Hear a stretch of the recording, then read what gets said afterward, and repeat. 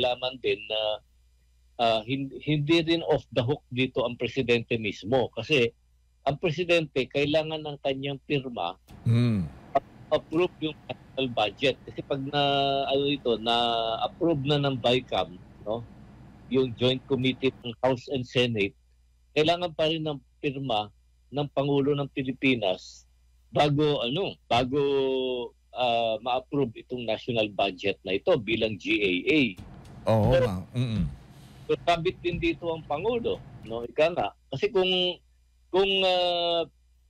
ayaw ng Pangulo o napansin ng kanyang staff na hindi tama, meron siyang power of the veto, no? Ayun, hindi sana pinirmahan.